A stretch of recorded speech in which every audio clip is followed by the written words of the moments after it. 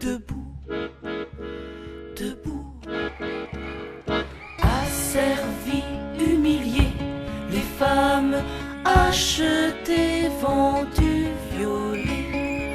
Dans toutes les maisons, les femmes hors du monde reléguées. Levons-nous, femmes esclaves, et brisons nos entraves. Debout, debout.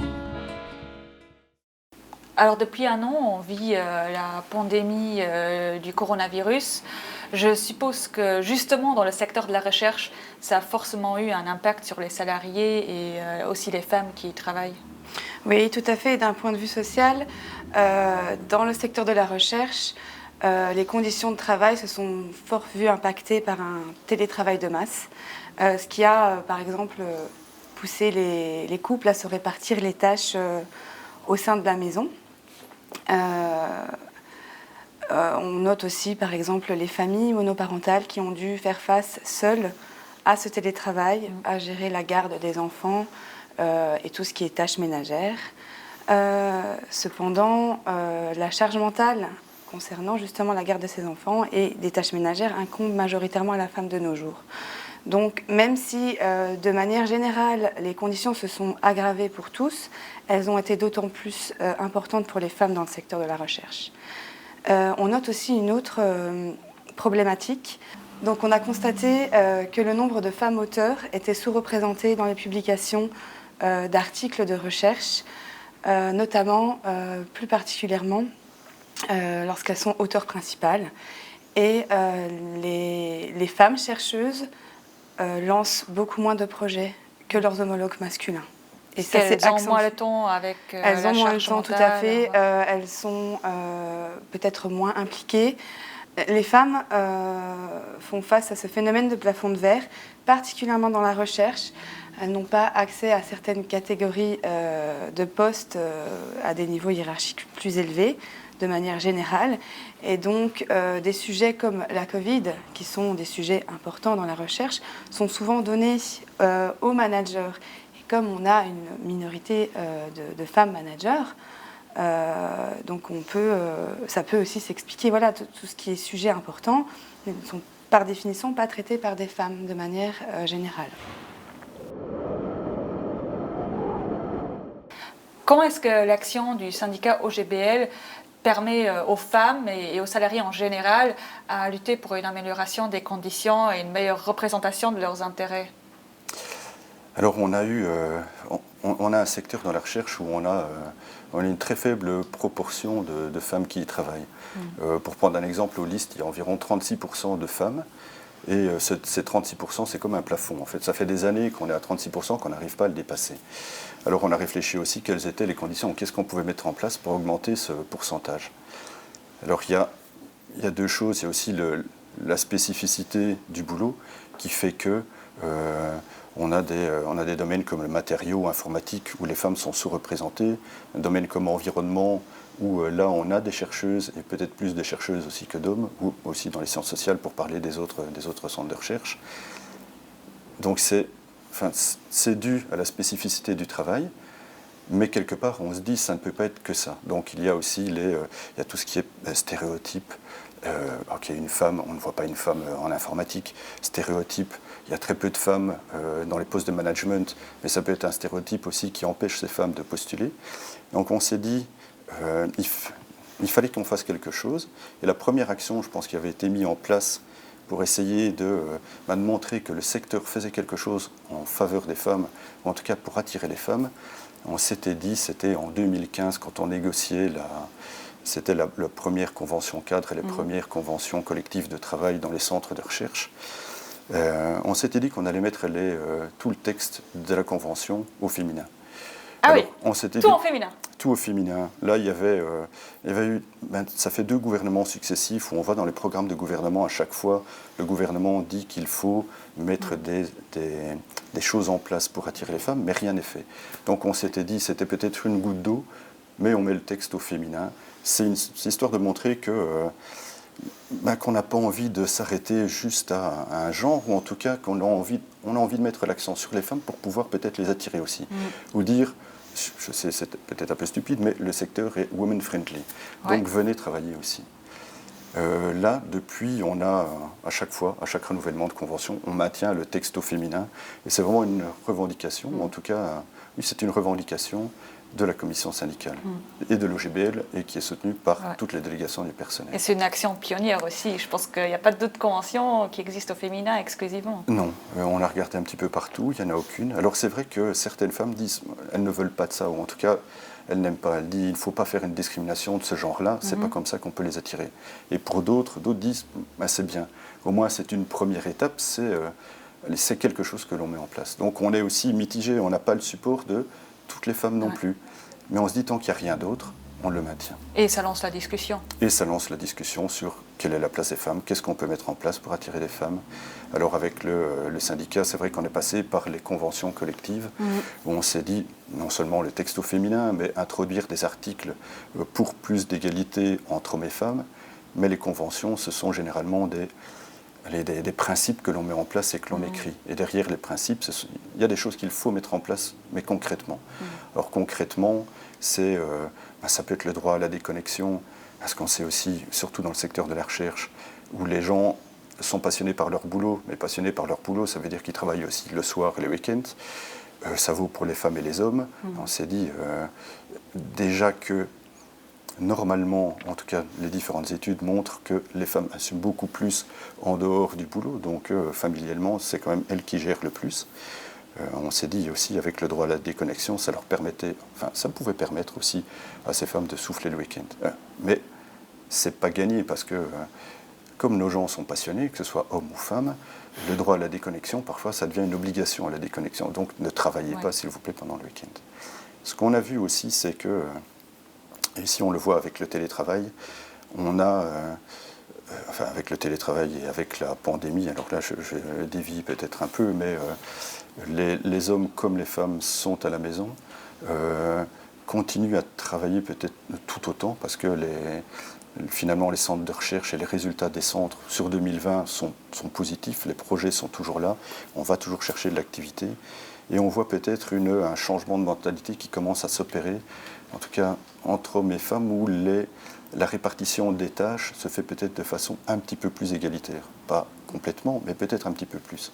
Et on sent aussi une grande fatigue dans le secteur, aussi bien pour les hommes que pour les femmes, et dû à la pandémie où les gens en ont marre. Donc là, ce qu'on s'est dit aussi, c'est le télétravail, c'est quelque chose aussi qu'on a envie de développer. Et on voit aussi... pas peut-être comme maintenant, en ces temps de confinement, mais on a envie de faire en sorte que les gens puissent avoir peut-être aussi plus de temps pour eux, et plus de temps, enfin par le télétravail on y arrive, parce qu'on peut gagner 1 à 2 heures de déplacement par jour, et 1 à 2 heures de déplacement quand on peut s'occuper de sa famille, ça permet aussi de souffler, en tout cas de s'organiser mieux. Maintenant pour les femmes, ce qu'on met en place également ici, c'est... il y a des groupes de travail qui sont mis en place, alors qu'ils sont appuyés par la Commission européenne, qui a envie de mettre dans ses programmes des gender equality plan. Ça va être quelque chose d'obligatoire, ça va être en 2022, mais pour avoir une meilleure représentation des femmes dans le secteur de la recherche, ou en tout cas dans les appels à projets, où là, pour certains projets spécifiques, il va falloir une égalité, une parité entre hommes et femmes. Alors le FNR, le Fonds national de la recherche, a mis aussi en place un working group où les différents centres de recherche travaillent. Je prends aussi l'exemple ici du LIST où on a notre délégué à l'égalité qui avait été élu aux dernières élections, qui a repris le poste de responsable de l'égalité, mais au nom du LIST. Donc elle a quitté la délégation du personnel. Elle était déjà très active dans la délégation, donc on est très satisfait parce qu'on sait qu'elle sera très active aussi au niveau de l'organisation. Et on s'est dit aussi c'est un signal positif de la direction de l'avoir choisi. Donc il y a vraiment une mentalité qui commence à changer et des choses qui veulent se mettre en place pour essayer d'attirer plus de femmes. Maintenant, pour le moment, ça reste des actions, c'est quelque chose qu'il faut vraiment mettre en place. Alors il y a aussi, les centres de recherche réfléchissent aussi, enfin pas réfléchissent, il y a vraiment, veulent aller vers le ministère de l'égalité pour mettre en place des actions, justement par rapport à la diversité. Alors là, de nouveau, les centres y vont. Je pense que le LIST, pour le reprendre encore cet exemple-là, est pionnier parce que ils sont déjà, il y a quelque chose qui devrait être signé ici dans les mois qui viennent, à la fin du trimestre normalement. Avec ces actions positives, le LIST sera, je pense, sera le premier organisme public à mettre ces choses-là en place. Alors non seulement c'est bien parce qu'enfin un organisme public met quelque chose en place, et c'est peut-être aussi une réponse au gouvernement. On a envie que les choses bougent, on a envie d'attirer des femmes dans notre secteur. Mais on n'a pas juste, c'est pas juste une intention qu'on a envie d'afficher. Donc c'est vraiment des actions qu'on veut mettre en place. Donc en résumé, on peut dire que vraiment l'action syndicale, c'est à la fois des actions concrètes dans chaque entreprise et utiliser la voie de la négociation collective pour mieux faire promouvoir l'égalité. Exactement, c'est ça. Comment est-ce qu'on peut qualifier la situation sociale et économique des femmes qui travaillent dans le secteur de la recherche au Luxembourg ? Peut-être on pourrait commencer déjà à regarder le nombre de femmes qui travaillent dans la recherche. Donc si on regarde au niveau mondial, il y a à peu près 30% de femmes chercheuses ou ingénieurs. Au Luxembourg, il faut dire que la situation est un peu plus dramatique parce que le Luxembourg est le plus mauvais élève au niveau européen. Il y a à peu près 24% de femmes dans la recherche, donc les chercheuses, des scientifiques et des ingénieurs, ce qui est nettement en dessous de la moyenne européenne qui est de 33%. La situation devient encore un peu plus dramatique quand on monte dans les postes décisionnels. Là, par exemple, les professeurs titulaires, on ne trouve que 16% de femmes. Ah, c'est vraiment pas beaucoup. Ce n'est vraiment pas beaucoup. Par contre, on peut noter qu'il y a des disparités en fonction des disciplines. Par exemple, en sciences sociales, on retrouve beaucoup plus de femmes, à peu près 70% de femmes dans les sciences sociales. Par contre, dès qu'on regarde dans les sciences naturelles, les mathématiques ou les statistiques, le pourcentage de femmes tombe à 35%. Donc ça reste très stéréotypé aussi, la répartition. Oui, donc je pense que là, il y a un vrai travail sur les stéréotypes à faire et pour encourager les jeunes filles aussi à aller dans les matières STEM, donc sciences, technologie, engineering and mathematics, pour augmenter le nombre de femmes dans ces disciplines.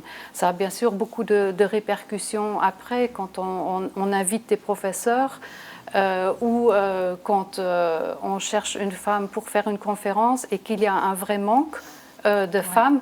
Donc c'est maintenant qu'il faut commencer le travail et encourager les jeunes filles à aller aussi dans ces disciplines-là. Est-ce qu'il y a d'autres éléments à relever par rapport au travail des femmes dans le secteur de la recherche ? Comme dans tous les secteurs, à peu près, on trouve ce fameux plafond de verre. Oui. Ce qui veut dire que dès qu'on monte dans la hiérarchie, on trouve de moins en moins de femmes et dans la recherche, c'est un peu pareil. Donc on peut dire que dans la recherche, jongler avec la carrière et la vie familiale n'est pas toujours aisé parce que ça demande beaucoup de mobilité aussi. On est amené à aller dans des conférences à l'étranger. Et je pense que hommes et femmes devraient être encouragés, il devrait y avoir des mesures qui accompagnent, qui permettent aux chercheurs, dans les deux cas, pour les hommes et les femmes, d'accomplir pleinement leur carrière de chercheur et de répondre aux exigences qui sont liées au métier. Mais pour l'instant, je crois que ça impacte un peu plus les femmes que les hommes. Bien sûr, le plafond de verre n'est pas seulement dû à la conciliation entre la vie familiale et la vie professionnelle. Il y a d'autres biais qu'on retrouve dans tous les secteurs, en fait. Donc, il faut qu'il y ait des mesures pour briser ce plafond de verre, pour qu'on retrouve aussi beaucoup plus de femmes dans les hautes sphères de la recherche. Donc, tout un travail à faire encore. Tout un travail à faire. Il y a aussi l'écart de salaire. Bien sûr, il y a les conventions collectives qui nous permettent de réduire un peu ou de contrôler les évolutions salariales des femmes et des hommes. Mais du fait qu'on retrouve moins de femmes dans les positions de décision, ça montre aussi qu'il y a encore des choses à faire à ce niveau-là. Donc comme dans tous les secteurs, on retrouve cet écart salarial.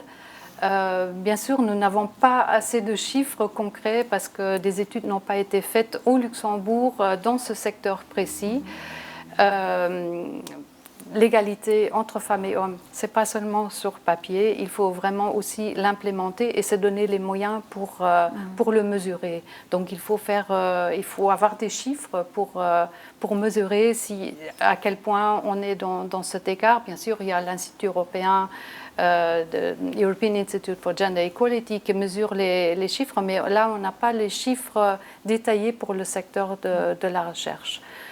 Il y a 2-3 ans, je crois, le ministère a mandaté le FNR pour faire un plan d'action pour justement équilibrer les femmes et les hommes dans la recherche. Donc c'est le Gender Working Group qui regroupe des représentants de tous les instituts de recherche de l'université, du FNR, justement pour tout ce qui est processus de recrutement, pour la promotion, pour faire une enquête détaillée sur les femmes et les hommes dans la recherche et pour produire des chiffres détaillés sur les inégalités et joindre un plan d'action pour y remédier. Donc voilà, dans la recherche, en gros, les conventions collectives permettent déjà d'avoir un certain degré d'égalité et de garantie au niveau des salaires, mais il faudrait encore plus de transparence pour vraiment avoir les salaires égaux après aussi, plus tard, des retraites égales.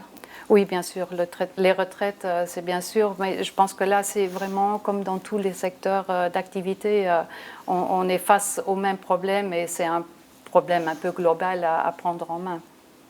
Debout, debout, asservies, humiliées, les femmes achetées, vendues.